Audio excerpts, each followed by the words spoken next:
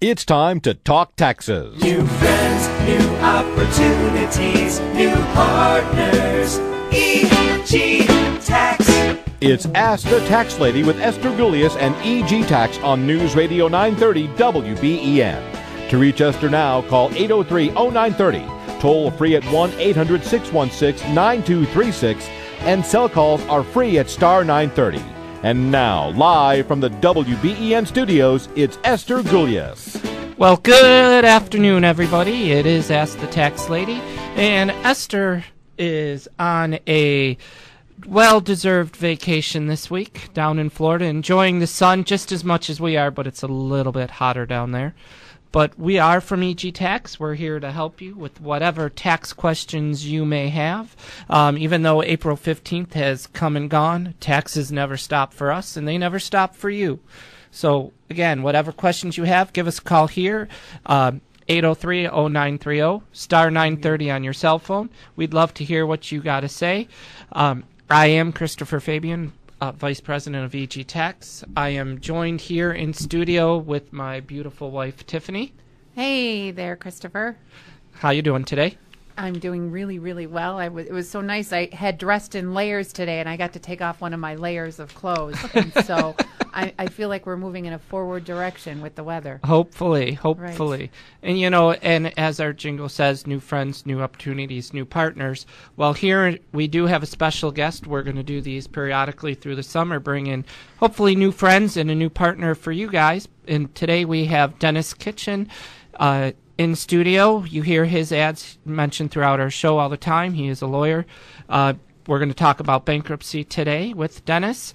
And Dennis, how are you doing today? I'm doing fine, and I'm keeping all my layers on. Good. And Dennis, where is your office located in case people want to reach you throughout the week? It's in the town of Clarence, 8899 Main Street, about a mile and a half east of Transit Road in the Key Bank building. And the phone number is 631-5661. Yeah. And So- what were you going to say? I was going to say, so 631-5661 is where you can get a hold of Dennis during the week. Here in studios, 803-0930, star 930 on your cell phone. You know, and everybody has the B word, meaning a bad word. But, right? But bankruptcy, you know, talking to you throughout the years and with clients and all that, it's really not meant to be a bad thing. No, it's meant to give people relief. Right. So it's, you dug yourself in a hole. Mm-hmm. You know, unfortunately, people have learned to use plastic more than they should have, I guess. Right? It's the safety net that the savings account used to be in the good old days. Right. So, you know, if you're someone struggling in life with your finances right now, you know, you're living off your credit cards, your income's too high or too low, haha. Everybody would love it to be too high, their income. Right. But your debt, I guess it's your debt to income ratio is what people look at. Yes. Is what they look at, right? Yep. Yeah, I know I have a client, and I was just talking to him several weeks ago, and they want to file bankruptcy, but he's like, it's going to ruin my credit. And I said, what is your credit like right now, living off your credit cards? That's the question. Right. And so he says, but it's going to ruin my credit. I know it's going to ruin my credit. And so I said, you know, Esther's always told me that when you have all this debt, it's like lugging around a dead body around your ankle and just lugging it around. And sometimes you just gotta stop the madness and take the plunge. That's true. Yeah. Absolutely. Yep. So, I mean, what would you say is that true? Is it going to ruin his credit? Well, you know, obviously it's a negative thing on your credit report, and it's going to be there for about 10 years. So you can look at that. However, a couple of factors. Number one, it used to be, of course, an absolute bar to ever getting any credit again. On the other hand, we have people coming home from the bankruptcy meeting and pulling a credit card offer out of the mailbox. Right. So there is that. So you can still get some credit. You'll find that people advertising on the radio, on TV for cars that say that look, even if you have a bankruptcy, just come and talk to us. Right. They usually have sources. Now, that doesn't mean that you're going to be paying that rock bottom low payment on buying a car or something like that that's being advertised, but it probably does mean that you're going to be able to get a car. Right. But I know, for instance, for this couple that I was talking about, they can't even afford to put money into a 401k because their credit card payments are so much a month. And so this hinders them in moving forward. That's exactly right. Right. And the idea of a fresh start, which is part of the bankruptcy law, Right. and is not just a slogan, it is the words that we hear from the mouth of the bankruptcy judges when they're evaluating difficult questions in bankruptcy. They'll Right. say, look, we're supposed to give the consumer a fresh start. And then tying off that, I wanted to say, what's the difference between a Chapter 7, we hear of that, and a Chapter 13? That's usually something I do have to explain. The Chapter 7 is the typical kind of straight bankruptcy that we think of, where your unsecured debt, and when I say unsecured, I mean typically credit cards, medical bills, those things, as opposed to secured debt, which is things like mortgages and car loans, where they have a grip on the property sort of thing. But the unsecured debt is usually discharged completely, as long as it's dischargeable. There are a few things that are not dischargeable, like student loans and stuff like that. But the normal credit card is going to be discharged. Now, that's a Chapter 7 bankruptcy. A Chapter 13 is where you pay back a portion, at least. It could be up to 100%, but it's a portion, at least, of your unsecured debt in a plan that will last from 3 to 5 years. And that's where it is. Now, what people used to do, they used to only do a Chapter 13 if they had to, like, save a house that was maybe facing foreclosure and get back on track with the mortgage payments. Or they might do the similar thing with a car that's about to be repossessed. But nowadays, a person may be forced into a Chapter 13 simply because, since 2005 anyway, they have said, look, if you make too much money, if you make over the median amount of income, depending on your family, that number of people in your family, then you will have to do a Chapter 13. So that's going to be one of the first considerations. Gotcha. Okay, so Dennis here is in studio with us. If you have questions for Dennis, almost gave the office phone number, 803-0930, 803-0930 to get your questions here on the air. Star 930 on your cell phone. We are EG Tax. If you have tax questions, you can give us a call. Also, we'll be glad to answer your tax questions, and we'll be right back right after this short break.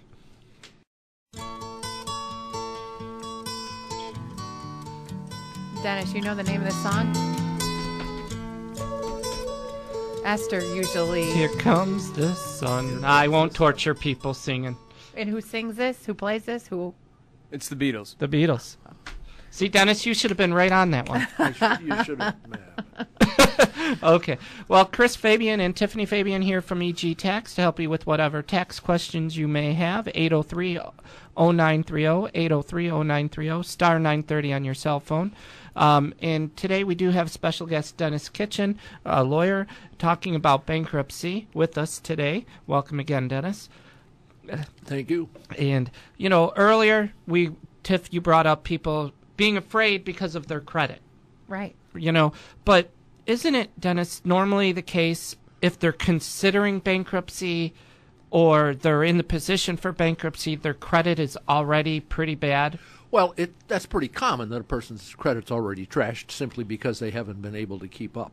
I do occasionally get a person who's been faithful in being able to meet all their obligations and everything, but they've been shorting themselves on food and clothing and the rest of the sort of thing, and they're kind of drowning in debt a different way.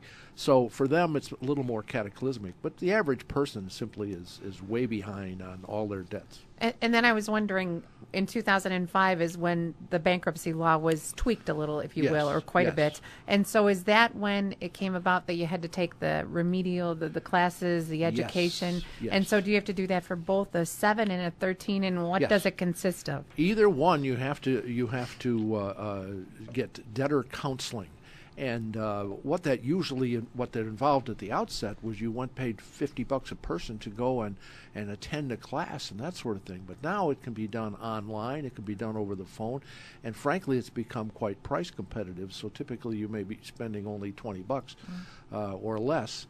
To be able to do that. You also have to take a second thing called personal financial management course right after you file and before you get a discharge.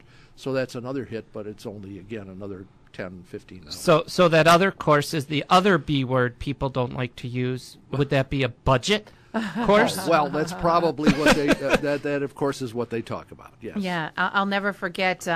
Esther has talked to Chris and I so many times. You have to have a budget. You have to. I mean, it's really true. Mm-hmm. I mean, even if you're a business owner, Esther this week sat down and did a budget for her business. I mean, it's just really something important when you're doing your household or your business. It's something you really want to look at. That's right. It's downright biblical. You must count the Right. cost. That's right. Yep. And also, we talked about 7 and 13.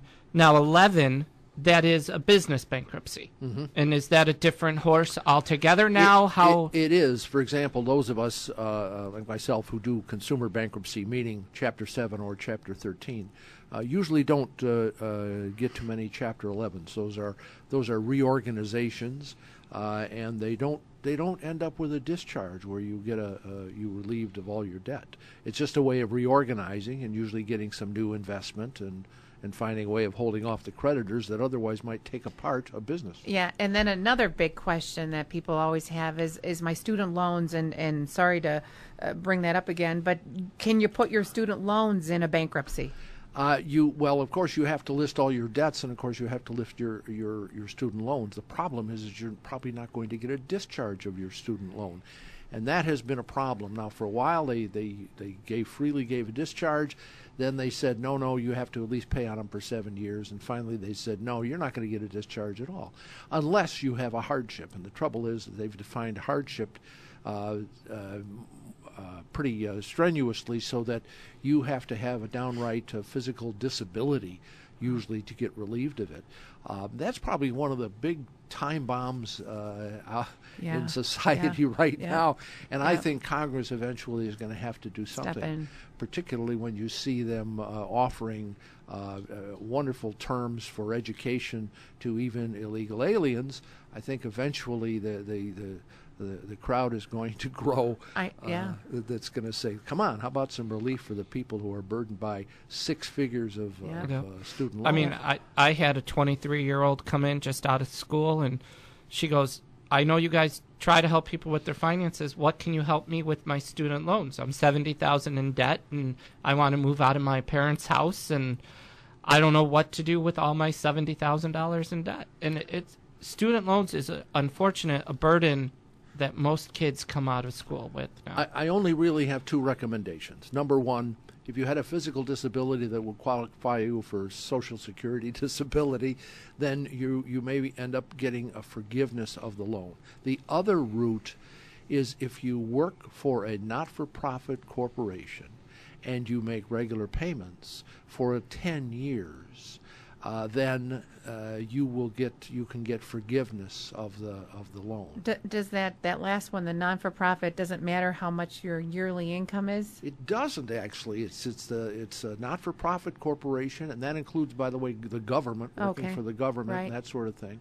But by the way, it's something that only started. The payments only count from 2007. So even people who now said, wait a minute, I do work for a not-for-profit, or I work for the government, and I have been making payments, and I've been paying it for over 10 years. They say, well, because you're going to have to wait another 2 years. 2.5 years, whatever it is. And October 1st of 2017 is when you're going to be able to apply for this. So. Yep, so the clock starts 2007. Now, we, as tax preparers, again, if you have questions, taxes, bankruptcy, 803-0930, 803-0930, star 930 on your cell phone. we as tax preparers, we have a tool to help people start over again, and that's offer and compromise, where, you hear settle pennies on the dollar. That's what we do. And the IRS, talking to you before the show, I told you, the IRS doesn't just look at your current situation. They look at your future earnings also. Is that true in bankruptcy? Not so much. In bankruptcy, remember the byword is the fresh start. And so they recognize that some people are filing bankruptcy who've been unemployed for 2 years, and they're completely under the gun, and they owe tons of money in the credit card debt, but they have just managed to get themselves a job. Are they going to be saddled with that? Well, to a great extent, no. For the most part, they're going to measure their income by looking at the past 6 months. They're not going to be looking ahead so much. One exception to that, of course, is if you have somebody who dies during the 6 months following your filing and leaves you an inheritance. In that case, then that's going to belong to the bankruptcy court, and they're going to do something about that. I was wondering, also I hear from my clients a lot of times they can't afford to file bankruptcy. So what type of fees are wrapped around bankruptcy? How can somebody navigate the cost of filing bankruptcy? Well, that can be difficult. There are some programs through the Bar Association which allow a person to get free legal help in filing bankruptcy, and they should consider that if they're really Can't they limited. wrap it into their bankruptcy? They can do that if they have a Chapter 13, Okay. because they can pay the fee to the attorney, as part of the plan. If it's a Chapter 7, that's more problematic because they really have to pay everything before the filing occurs. Gotcha. Okay, and we're going to go to Tony in Clarence. Tony, you have a question? Yeah, I've had a couple now that you've been pointing out some issues here. And by the way, the sun goddess, Tiffany, I'm glad you're here today. Hey there, Tony. Right back at you. Oh, you got it. When I was sitting out there thinking of you today, I said, boy, I hope she's on the show for sure. And I knew Esther was going to fly the coop. Yeah. Because she was worn out last week. I can tell by her voice. Yep, she'll be back next week. Here's a couple of things. City of Lockport was fiscally devastated by finding out they owed over close to $7 million that they didn't know they owed last year. Could they legally, in the state of New York, does a municipality or a city that's have a ability to file a bankruptcy? I know in New York City there were counties years back that filed bankruptcies. I forget the name of the county, but they did file bankruptcy. And I think in Detroit the state. did. Yeah. Well, can I get a clarification? Is it legal to do such a thing? Well, in that respect, bankruptcy law has a thing called Chapter 9, I believe it is, that is for municipalities. And so, yes, a municipality, meaning a city, a village, a town, can file bankruptcy. And it's going to operate largely like a Chapter 11 with a corporation that basically needs the court to intervene and prevent it from being taken apart or assets taken and that sort of thing, and will hopefully work a reorganization. But it probably is going to mean that an increase in taxes and things like this, because the municipality has to dig its way out of the hole. And then I've watched a third party usually comes in and looks at what that municipality is doing and Right. looks for ways they can change and things like that. Tony, did you have another question? Yes, my second point is very simple. I believe, now, I could be wrong, because my memory is, kind of like here and not working as well as I would wish it would. But I believe the President of the United States proposed and got through Congress a bill which would make the person that is paying back a student loan only pay back at a rate of 10% based on the amount of his or her earnings. I know that that's in effect right now. And if you want to take The and get something income done on based, that yep. student loans, write to Elizabeth Warren. She's a champion about Yeah. that Yeah. situation. Well, yeah, Tony, there are income-based repayments on student loans that they do that. But what it also does is drag out your student loans even longer, so you end up paying more interest. But- So it helps in the short run. Yeah, but isn't it true after a certain amount of years, the rest is forgiven? It all depends who you work for. Right. You know, if you're a school Yeah. teacher, a nurse, work for a non-for-profit, there are those programs out there, but you have to apply Yes. to be in those programs. Yeah. That's the key thing is you got to research and take action. You can't just sit back because they're not going to come back to you and say, guess what, Tiffany, we're going to forgive all your student loans now. You have to take that first step forward, exactly like going into a bankruptcy. Yeah, but Tony's right. I know the legislation, the president, whoever he mentioned, is looking at avenues for school. And I know I was listening to the State of the Union, and he talked about community colleges being less of charge and things like that. Right. And, you know, the news is coming up quickly upon us in about 10 seconds. We are from EG Tax, Chris Fabian, Tiffany Fabian, and special guest Dennis Kitchen, attorney at law, going over bankruptcy. Have your questions ready for after the news, and we will see you there.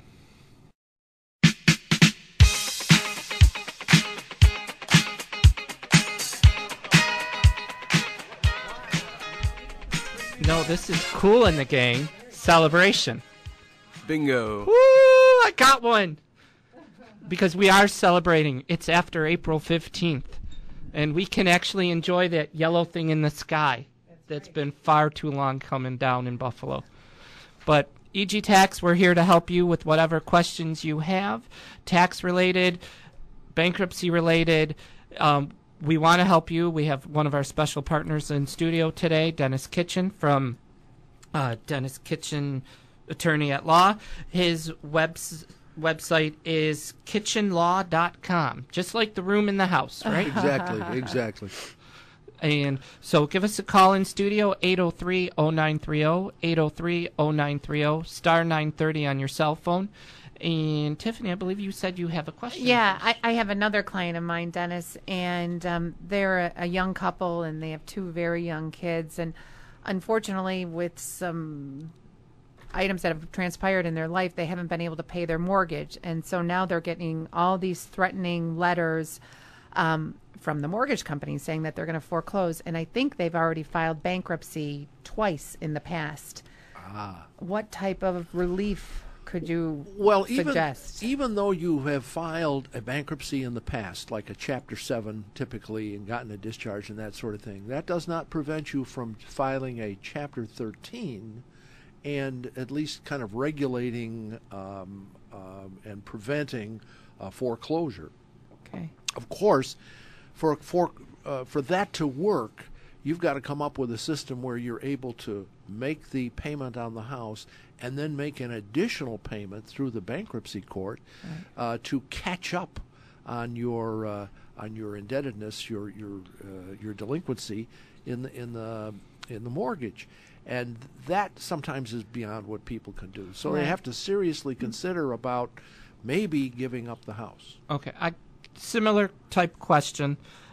I know someone who went through bankruptcy, and cars, getting cars repossessed because you can't pay them, and then it takes the bank, and I've seen it, Tiff, I don't know if you've seen it, where it takes 5 or 6 years for that cancellation, for them to come back after the money. Right. Or they write that cancellation of debt off. If you file bankruptcy during that time frame, and they repossessed your car, and now 5 years later they're saying, gee, Dennis, you owe us that $30,000 you never paid before. Is there any way you can go back and say... You mean they give you a 1099-C, right? Yeah, or just now they're starting the collection process on again, even though they took the car back. Well, a couple while of things. ago. If you get a discharge in bankruptcy, as you usually do at the end of a Chapter 7 or Chapter 13, it's going to erase and discharge that obligation, that personal obligation to pay the debt, whether it's on a secured debt such as a mortgage or a car loan, or whether it's an unsecured debt. Now, the bank that has the lien on the car may be able to repossess the car, and they may be able to take it and sell it. But any delinquency, any shortfall, any deficiency in what they're able to get when they auction that thing off, they can't get that out of you if you've gotten a discharge in bankruptcy. Now, as to the 1099-C, you're right, because they can issue a 1099-C and you'd supposedly be obligated because of the forgiveness.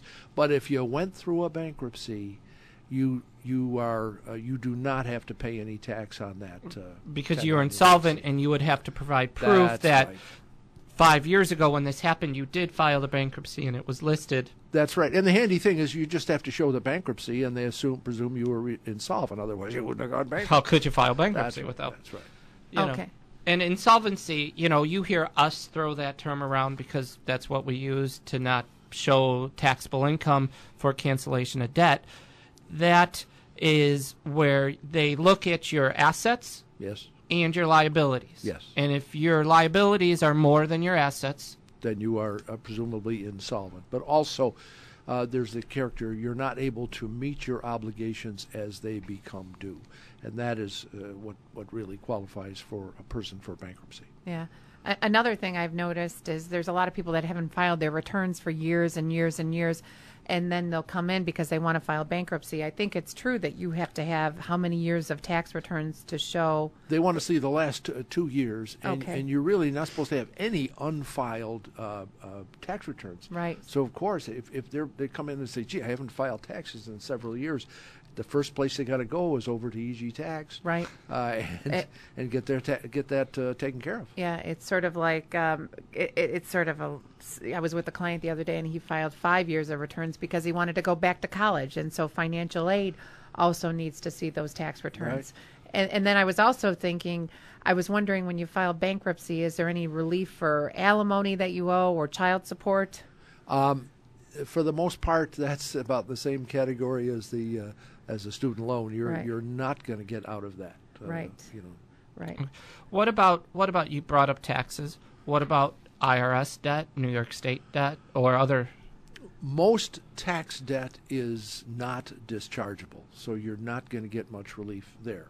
But you may get some temporary relief in the sense that you're going to work out something with the IRS or with New York State to be able to pay it back. Like an offer and compromise. That's right, or something like that, or a payment plan of some sort. And it's so funny when we talk to Ken at our office, he specializes in offers and compromises. And the first thing when you do an offer and compromise is you have to get those returns filed. So it's sort of round robin. It's sort right. of the same theme that echoes when you're talking about this or other offers and compromises, right? No. When people, and if you have questions for Dennis, give us a call here or have tax questions, 803-0930. I know the sun's out and maybe you're out cutting your lawn right now. Who knows? But if you have questions, we're here to help, free of course. But do you have people who come in who are afraid to do this? I mean, how do you try to not calm people down, but relax them to where you can actually help them and get them to understand? Well, at least I can maybe solve some of their nightmares, because they have all different visions about. First of all, people think if I go bankrupt, I'm going to lose everything. Well, if the only thing that you own is diamond rings and fur coats. Yeah, I suppose you're going to lose everything. But in fact, you keep your clothing, normal clothing. You keep your furniture, normal type furniture. You can keep a house up to $75,000 of equity if you are single. If you're a couple, it's $150,000 of equity. If you have a car, $4,000 of equity, meaning you could have a $10,000 car, you owe $6,000 on it, so that the equity you have in it is $4,000. That's okay. You keep the car. Keep the payments, of course, on the car. You got to keep those, but nevertheless, you keep the car, and you get to keep most of the other things that are retirement oriented, IRAs. 401ks, pensions, and things like this. Most life insurance you can get to keep. So you get to keep most of the things that you have. Which is good to hear. And even a certain amount of cash, Right. What else at your office, Dennis? You specialize in bankruptcy, real estate law. What other type of law do you? We do real estate. I do limited amount of family law, and I handle some litigation and some retirement planning and wills and estates. Right, I do, right, quite right. a few estates. Okay, and we have a caller from Lewiston on the phone. Orville, how can we help you? Yeah, I got a question. The company I work for is going to change over to a different company in July of this year. Okay, and with that, they're going to allow us to collect our pension, but work for the new company. Okay. And my question is, what would be a good way for me to, how would you say it? Are you have my over the pen- age of 59 and a half, Orville? No, I'm 58. Yep.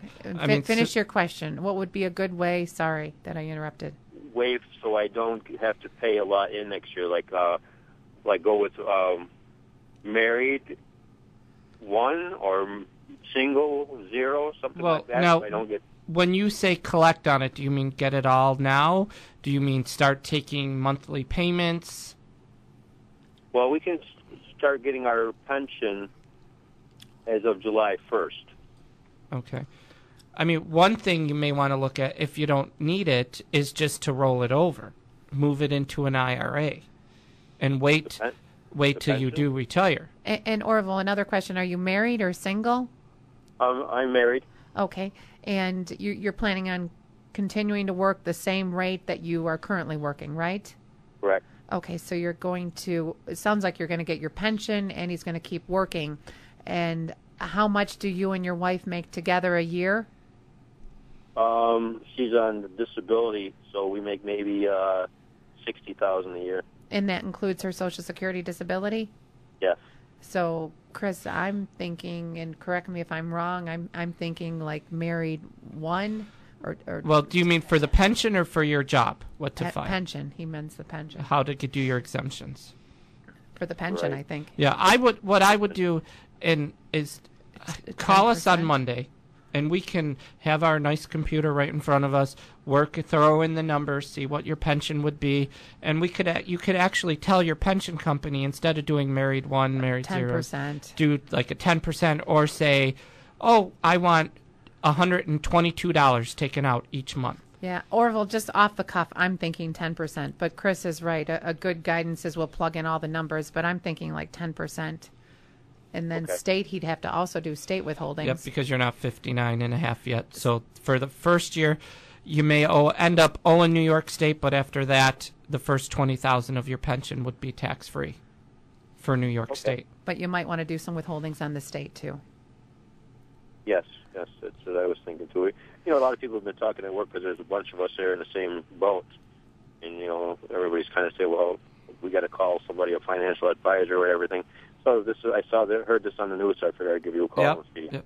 Yeah, I mean, you got to look at the whole situation, whether you need it now or not. And a lot of people, their best bet is just to roll it over into another pension, like maybe into your new company. Put it right into their 401k if they'll let it, or roll it over to an IRA. But if you do need the money, then you do the tax planning now before you start taking it. Which is very wise. Yep. Okay, we've got to cut and to a what's the number to break. call you on Monday? It is 632-7886, and again, 632-7886. And I think Thank we're you going to very cut much. to a break. Thanks. Yep. We'll catch you on the other side of the break. Give us a call here in studio, and we'll see you then.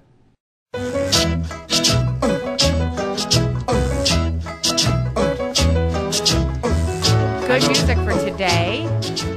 I know this one.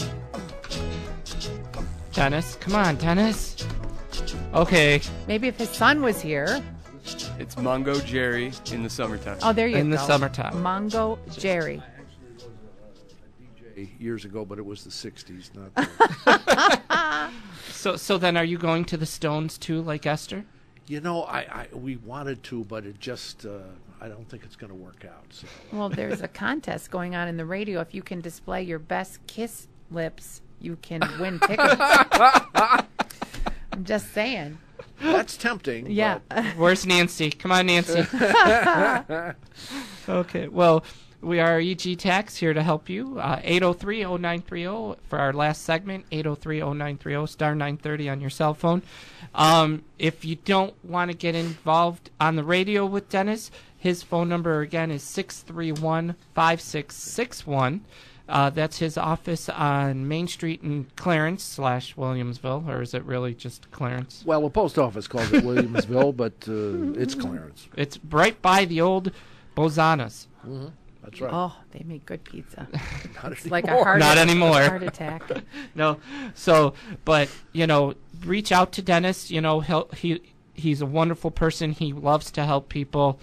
So again, give him a call if you want during the week at 631-5661. If you have a question here in studio now for the last 10, 12 minutes, 803-0930, 803-0930, star 930 on your cell phone. And I believe, Tiff, you had another question for us. Yep. If you break it all down, sometimes people have the question, okay, I come and see you, and I've decided this is what I want to do. So how do you declare bankruptcy? Well, what are the steps? First of all, people have to understand if you think you might have to go bankrupt and that sort of thing, call me, make an appointment, come in. There's no obligation. There is no cost to meet with me and discuss your debt problems and see whether bankruptcy is a solution for you or not. But once we sit down then and we decide, yes, bankruptcy seems to be the route, I give you some homework. I give you some forms to fill out and that sort of thing. And then you bring them in. And when you bring them in, we punch them into the computer. We come up with a petition, a set of schedules, a number of other papers that have to be done. We send them out to you. We have you come in. We go over them. We have you sign them, and then we file them electronically. And at that moment, then you have filed bankruptcy, as they say. Okay. Well, we got a couple calls here. Give us a call, 803-0930. And when someone hangs up, your cue to call, 803-0930. We're going to go to Susie, who has a question for us. I'm sorry, didn't hear the name. Then it's you, Susie. Go ahead. You're on the air. Okay, I have two questions. The first one, to qualify for the provision that will forgive a student loan if you work 10 years for a nonprofit, does that have to be 10 successive years, or can you work 20 or more years and accumulate 10 years working for a nonprofit? I don't think it has to be 10 solid. I think if you have worked a total of 10 years and made payments during those 10 years, total of 120 monthly payments, then you would presumably qualify for this. But doesn't the year start after 2007? After 2007. So, unfortunately, if you have it kind of broken up and you're looking at 20 years, you're going to have a bit of a wait. Even if you worked a solid 10 years, you have to wait another 2 years before anybody's going to be eligible under this program. And you have to have been making payments during all of that time? Yeah, they want to see 120 payments, yes. 120 payments. Yeah. Okay. Second question. A person who has not paid a student loan receives an insurance payment due to her husband's death, or even if he should retire and die and leave her, either insurance or whatever. Is she eligible to receive that, or is that still the student loan people can come in and take a portion, half or all? Well, first of all, I don't think that this program that we talked about of payment is needs based or is that sort of thing. It is based upon you having made the payments over that period of time. So even if you've got some other resources where you could pay something, they would still forgive the loan. Yeah, because I know life insurance is not taxable payable upon Right. death. So Right. if it's based upon income repayment, life insurance, they won't know. That's right. Now, the pension, the IRA, I don't know about that if she inherits that. Right. But I don't think I don't think they look to that. I think they look at what was your history. You got 120 good payments and working for a nonprofit, then you qualify. That was the idea. Yeah. But we haven't seen any of it happen yet. So Because it's 2 years yeah, away. It's 2 so years away. So. That's 2 years out. Yeah, Yep. right. Okay, well, my concern is with her husband's either demise or his retirement. Anything that would come to her in her name, would that be attachable by them? Well, you see, now you're talking about something else. You're talking about whether a person might be what we call judgment proof. In other words, have they got anything that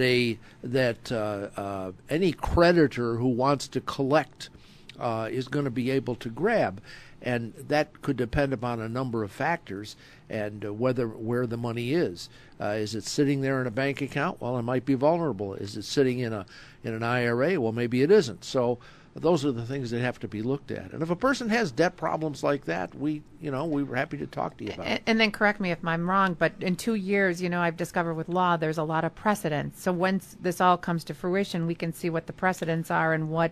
That's right. It's going to be a waiting game. Yeah. Okay, so let's go to Nancy in Sanborn. Hey, Nancy. Hi. My question is, when filing for bankruptcy, what are the differences from state to state, or is this all the same, depending on? Well, even though bankruptcy is a federal program and the courts are an extension of the federal courts and everything, they have left a number of decisions up to the states. For example, what property is exempt.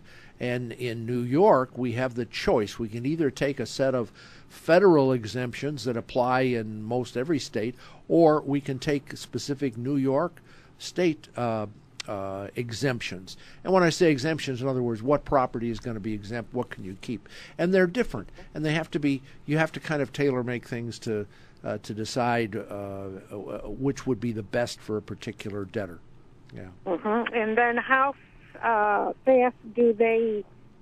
Once they file, how fast are they free of that debt?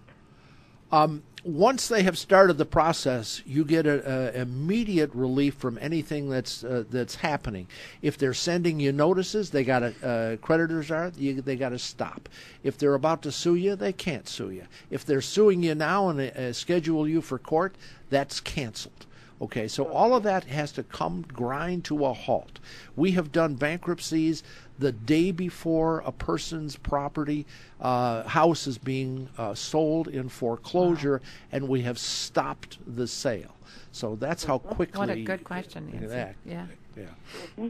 Okay, thank you very much. You're welcome. Curious. Thanks, Nancy. And we're going to go to Paul in Buffalo. Hey, Paul.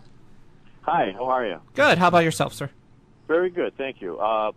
About 20 years ago, my mom put her home in my name. Mm-hmm. And now she is going into a senior complex, and we have to sell the house. I'm looking for a vehicle. Has it been that more I than can 5 avoid. years?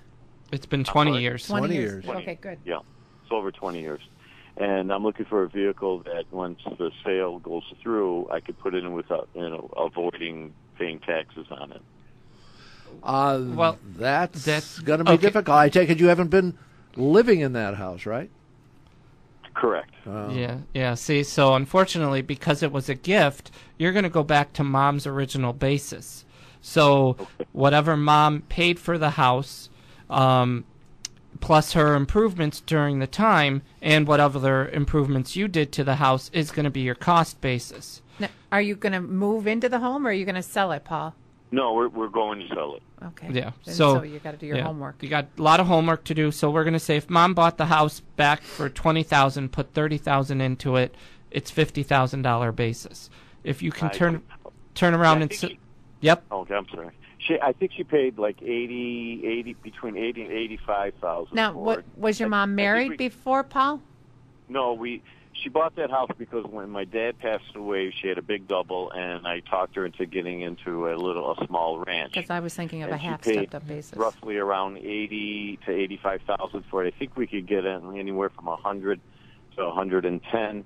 And she's put a new roof on in between. A new roof has a new furnace. Okay. Yeah. So if you're using a realtor, the odds are you're not going to pay any tax on the sale of the house. Because you're going to add those expenses to the basis, less Okay. all the commissions and the lawyer fees and the court fees and all what that. she paid for the house and the roof and the furnace. So you're going to be good there. As in regards to where to put the money to avoid paying taxes, there's your mattress. But really, the only other place to put it in to avoid paying taxes would be a muni fund, a muni bond into New York State muni bonds, because that will grow tax-free federal and New York State. But I got to tell you, we're coming up to the top of the hour. Give us a call on Monday. We're at our office there, 632-7886. We'd love to help you there with more detail. Dennis, thank you for coming on. My pleasure. You know, if you have questions for Dennis, give him a call at his office, 631-5661. That's 631-5661. He's on Main Street in Clarence. We are EG Tax, and until next Saturday, it's Chris Fabian and Tiffany Fabian. We'll talk to you then.